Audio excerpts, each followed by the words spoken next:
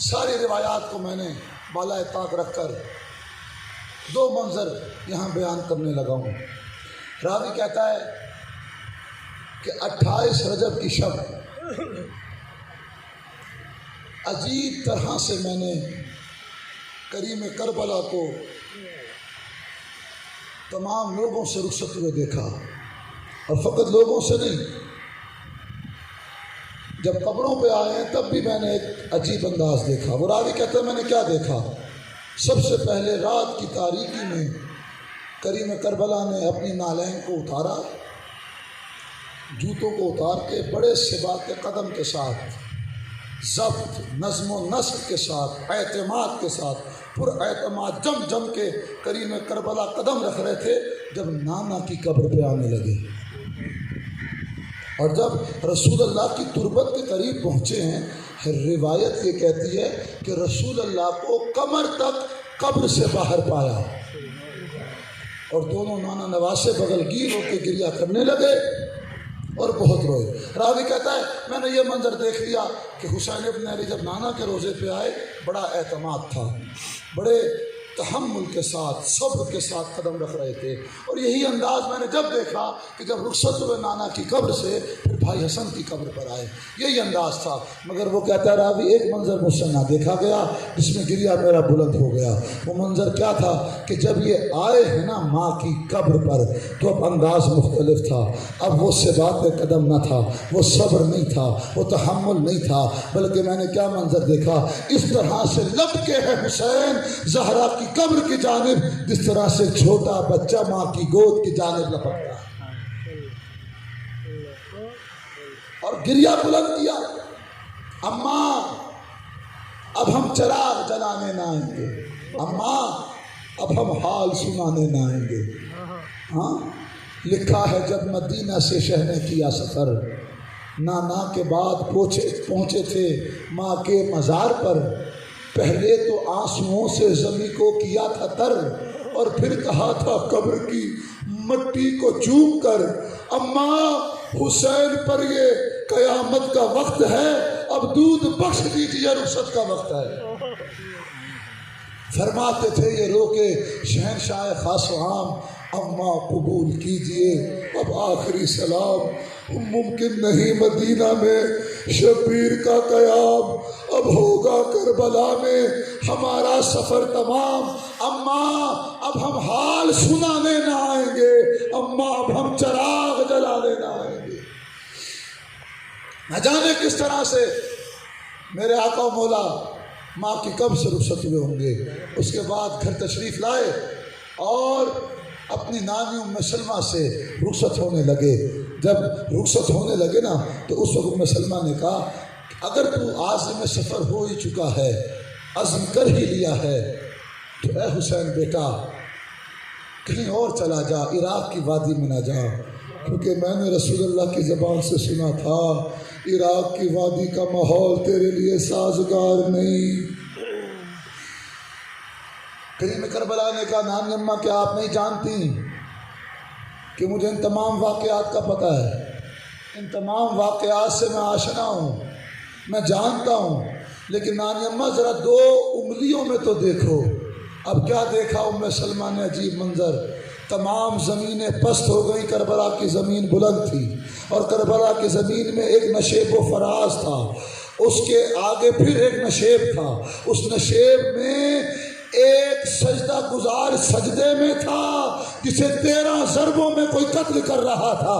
کہ ام سلمہ میری نانی دیکھ، یہ میں حسین ہوں جسے خود خنجر سے قتل کیا جا رہا۔ خدا کی مشیت ہوئی ہے۔ اس کے بعد ابو حنفیہ کو یہ خبر پہنچی کہ حسین عازم سفر ہے، اور بمائے مستورات ماؤں بہنوں کے، پھوپھیوں کے، بیٹیوں کے حسین ابن علی عازم سفر ہیں۔ آئے ابو حنفیہ آ کے کہتے ہیں عجیب جملہ کہا کہ اگر آپ نے ارادہ کر ہی لیا، آپ آمادہ ہیں سفر کے لیے، تو آپ ضرور جائیے، چھوٹے چھوٹے بچوں کو اور مستورات کو ساتھ نہ لے کے جائیے۔ پھر مستورات کا کیا کام جن کی گودیوں میں چھوٹے چھوٹے بچے موجود ہیں، شدت گرمی کتنی ہے، ہاں کس طرح سے یہ سفر کریں گے اونٹوں کا؟ مجھے یہ بتاؤ 18 دن کا علی اصغر تھا یا 6 ماہ کا؟ دونوں روایتیں ہیں 28 رجب کو۔ مجھے یہ بتاؤ جس ماں کا 18 دن کا بچہ ہو، کیا وہ ماں اس قابل ہوتی ہے کہ اونٹ کی سواری کر سکے؟ نہ جانے ام رباب نے کس طرح سے یہ سواری کی ہوگی، لیکن روایت یہ کہتی ہے کہ اب جناب ابو حنفیہ نے آ کے جب یہ گزارش کی کہ آپ عورتوں کو نہ لے کے جائیں، تو کریم کربلا نے عجیب جواب دیا۔ وہ جواب کیا تھا؟ کریم کربلا کہتے ہیں اے ابو حنفیہ، بات یہ ہے کہ خدا نے جب لکھ دیا ہے تقدیر میں کہ اسلام بچے گا میرے قتل سے، اور تو جو بات کرتا ہے مستورات کی، تو پھر اللہ کی مصلحت ہی یہی ہے، اس نے تقدیر میں لکھ ہی دیا کہ وہ چاہتا ہے کہ میری ماں بہنوں کے ہاتھ میں رسم دے کے کبھی ایک بازار سے دوسرے بازار، کبھی ایک دربار سے دوسرے دربار، بے مقنا چادر، اور میری آقا زادیوں کا تماشا دیکھا۔ راوی کہتا ہے تمام مدینے والے موجود تھے جب یہ ہماریوں میں سفر شروع ہونے لگا تھا۔ حسین ابن علی نے منادی سے کہا کہ ندا دو اور کہو سارے جوان سوار ہو گئے، اب بنی ہاشم کی عورتوں نے سوار ہونا ہے، مدینے کے لوگ باری باری اپنے گھروں میں چلے جائیں۔ راوی کہتا ہے سارے مدینے کے لوگ رفتہ رفتہ اپنے گھروں میں چلے گئے، مگر میں ایک گوشے میں جا کے چھپ گیا اور بیٹھ گیا۔ کہا میں نے بڑی دور سے منظر دیکھا، ہر بی بی کے ساتھ ایک جوان آتا ہے، وہ جوان اس بی بی کو محمل میں سوار کراتا ہے۔ کہا ایک بی بی آئی، پھر اس کے ساتھ ایک جوان، دوسری بی بی آئی اس کے ساتھ ایک جوان، تیسری بی بی آئی اس کے ساتھ ایک جوان۔ وہ کہتا ہر بی بی کے ساتھ ایک جوان آ کے محمل میں سوار کراتا تھا، لیکن ایک بی بی ایسی ہے جس کے ساتھ 4 جوان تھے، نہ جانے وہ بی بی کون سی۔ وہ کہتا ان 4 جوانوں کو تو میں جانتا ہوں، وہ 4 جوان کون تھے؟ کہا جب وہ محمل کے قریب پہنچی، عباس نے اپنے زانوں کو ٹیکا، کہا بہن قدم رکھو سوار ہو۔ قاسم نے محمل کا پردہ ہٹایا، قاسم نے محمل کا پردہ ہٹایا، علی اکبر نے نالین کو بلند کیا، حسین ابن علی آگے بڑھے، بہن کو سوار کیا۔ میں کہوں گا یہ ہے مدینہ، اور مدینہ کی شہزادی کس طرح سے سوار ہوئی۔ سوار کرانے والا حسین موجود، ابو الفضل عباس موجود، علی اکبر موجود، قاسم ابن حسن یتیم حسن موجود۔ میں کہوں گا 11 محرم کو جو کام آج حسین نے کیا، 11 محرم کو وہ کام زینب نے کیا۔ جوانوں میں کوئی نہ تھا، یا امام محمد باقر بچوں میں تھے، یا سید الساجدین جو خود ذوف و نقاہت کی وجہ سے سوار نہیں ہو سکتے تھے۔ میری آقا زادی نے، شہزادی نے، ثانیہ زہرا نے حسین بن کر، عباس بن کر تمام بیویوں کو محمل میں سوار کیا، تمام بچوں کو محمل میں سوار کیا۔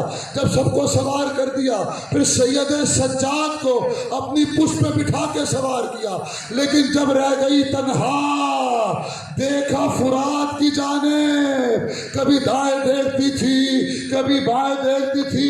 او علی اکبر کل مجھے سوار کراتے تھے، او قاسم جب میں پکارتی تھی 4 لبیک کہتے تھے، آج کہاں چلے گئے؟ سنو کہ جملہ راوی یہ کہتا ہے کربلا کے میدان میں اس بی بی نے ہر شہید کو ایک بار پکارا، یا اکبر، یا قاسم، یا اول محمد۔ سنو گے جملہ، اور راوی کہتا مگر ایک شخصیت ایسی ہے جسے بار بار پکارا، وہ شخصیت کون ہے؟